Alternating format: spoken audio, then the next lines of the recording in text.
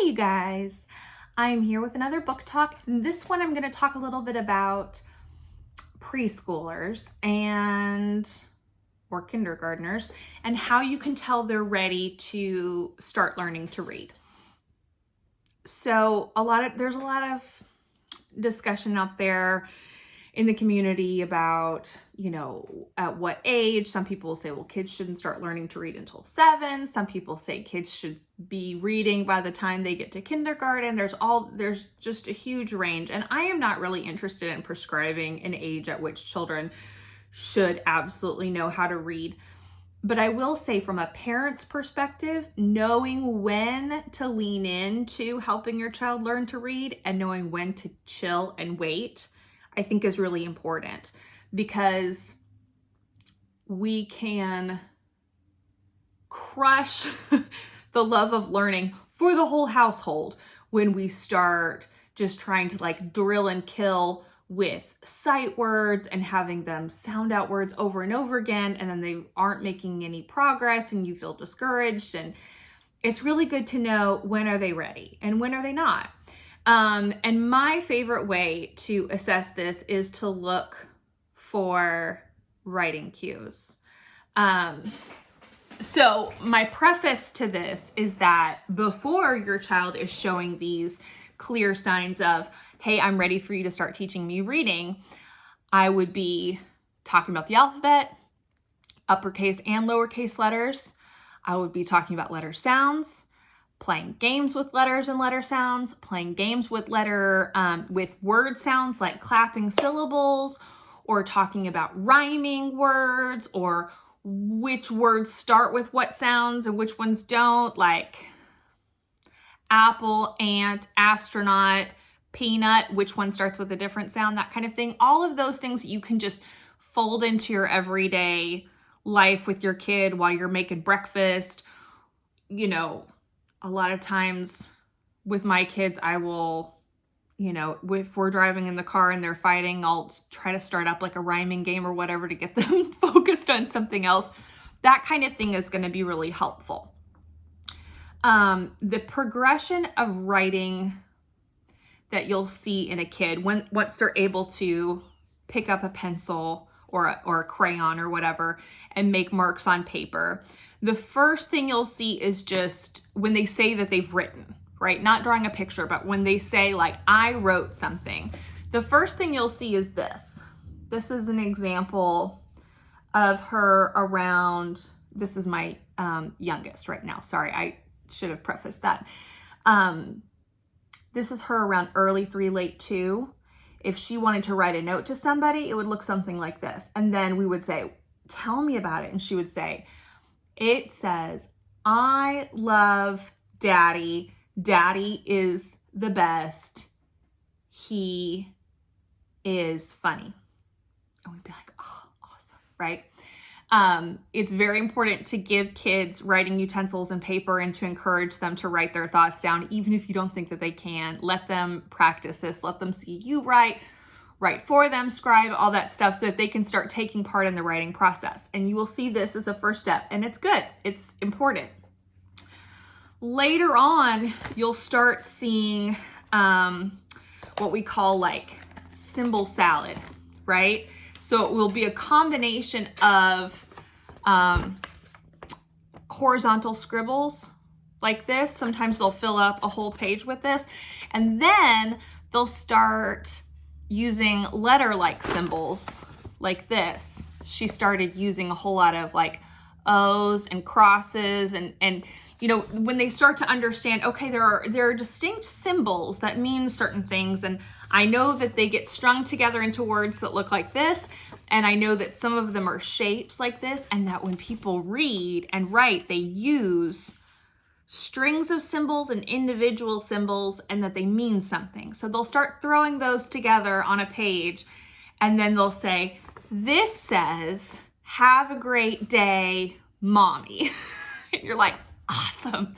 And so this kid is not yet ready to read. This kid should be talking about the alphabet. This kid should be talking about letter sounds and reading with you, like have being read to a ton, but this kid, don't try to teach that kid how to read. However, when you start seeing things like this, so my youngest did this today. She was in the in our art room, which is really just a room full of trash, at our house, and she was saying her name over and over and over again, and we were listening to her from the next room going, what a weirdo, like why is it Fiona, Fiona? She kept saying it over and over again, and we were like, what is she doing? Like she's just talking to herself. And then she came out and she had this, and she had used stickers and sounded out. This is actually an M. This is hysterical. She used an M and couldn't make an N, so she like wrapped the M around so that it looked just like it, which is really clever. And she came out and she said, I didn't have room for the at the end, but she had figured out the letter sound correspondence and put it together. And here you can see she was trying to write my son's name, Dex. She was a D and an E, and then she kind of got lost on the symbols here. This kid is ready to start reading instruction. They understand that letters make sounds and that sounds blend together to make words. This kid is ready. This kid, precious child. Do not try to like get out the flashcards or get them to sound out things. No. And if your kid is doing this, it's great. Give them more things to write with, read to them, talk about the alphabet, have a ball with that. But look for that. I call it, the watershed moment. In our house, we always make a big deal out of it when my kids take that step of like the early beginner reader writing. And I go, look at you, you're ready to learn to read. And we celebrate and we make it a big deal because it's a thing. And it's a moment that once you're looking for it, you'll know it as soon as it hits. And that's not to say, again, I don't think at any time you should like get out the flashcards and drill and kill. But with a kid like this, when we try to teach this kid how to read, because they don't understand the logics of phonics, we think, well, we'll not do phonics right now. We'll just do sight words. And that can actually be hugely problematic for reasons I'll have to talk about on another book talk because it's like too complicated. But bottom line is wait until the awareness of the fact that phonics exists is present in your, like if they feel the knowledge of phonics starting to come through in their writing, that letters make sounds and sounds blend together to make words. As soon as they make that connection, that's when you can go, aha. I talked in a previous book talk about concept of word. When I talked about, it was To Market was the book talk when I talked about that. That is the other big moment that I would say, if your kid can do this, but doesn't have concept of word yet, I would shift to working on that and start looking at memorized texts and pointing. But again, reading is going to be super frustrating for a kid that doesn't have concept of word or a basic working knowledge of what phonics are. So look for those two things and you will not be frustrated banging your head up against a wall. Now, this may be a 3-year-old, this may be a 6-year-old. I don't care. I don't think it matters. My son learned to read a full year after his twin sister, and he was like galloping ahead like you wouldn't believe. And like nobody cares in the end at what age you learned how to read.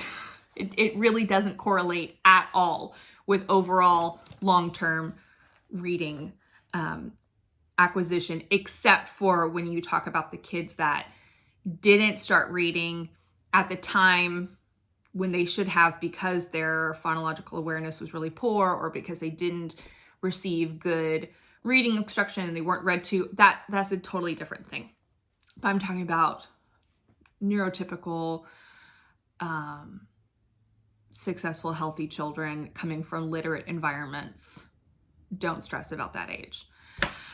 Anyways, I always try to throw in a little book recommendation for you guys at the end of this. And because I'm talking about preschoolers, I wanted to share Wild Honey from the Moon by Kenneth Kragle. This is, I think, a great example of a first mini chapter book. It is a book, you can really read it in one sitting, but it is quite long. You can see there's long swaths of text with really big, beautiful, full color pictures. And the book has chapters. So I think it's like 6 or 7 chapters like this. And so you can see this is one of the chapter breaks. So if your kid has a super short attention span, you can do 1 chapter at a time, and it's like a very short book. And if your kid has a very long attention span, you can do half the book, the whole book, whatever, in one sitting. This would be very similar to the stage at which your kid can start reading Mercy Watson, if you've seen those books, or The Princess in Black. Those are often written for early readers, but they can make really good first chapter books to read with kids, to get them into the habit of what a chapter book is and how they're divided and how they're longer and how it's bigger chunks of text and that kind of thing, when you're trying to eke them over the line into, you know, not relying only on picture books with very short amounts of text. This is another one in that vein, but not as well known as those. I do love Mercy Watson and The Princess in Black. Those are fantastic. And if you have not seen those, you must go check them out immediately. But yeah, this is great. It's a story of a shrew, which is like a little rodent, out in the woods, and her son gets sick, and she looks in her medicine book and it says that like a teaspoon of wild honey from the moon would cure what ails him. And so she, being the devoted mother that she is like, well, I guess I'm going to the moon. And her son's like, what? And she's like, I'm your mother and I'm going to do what I have to do. And she, you know, overcomes all these obstacles and goes on all these adventures and takes all these crazy risks and meets all these fascinating people in order to gather the wild honey from the moon. The illustrations are beyond gorgeous. Just, I mean, look at that. It looks like it's made with like colored pencil or something, but just like gorgeous. And then at the end, she comes home and she feeds the honey to her son, and he immediately feels better. And it's just a really sweet story about a mother's love and how strong and determined it is. I got a little choked up reading it, and but like I said, I especially love it as one of those first try at a chapter book. Let's see how this goes. Let's see how long they can sit still. Let's see how much text on one page they can sit through. And it's a scaffolding thing. It's, you know, you take baby steps up and up and up. You don't start with, you know, your first chapter book is, you know, Ramona age 8. I mean, that would just be brutal for a kid. You ramp up gently. Anyways, I hope that this has been helpful for you guys. As usual, if you have any questions, please send them my way. I would love to help any way I can. I hope you guys have a great weekend. Mwah! I love you. Bye.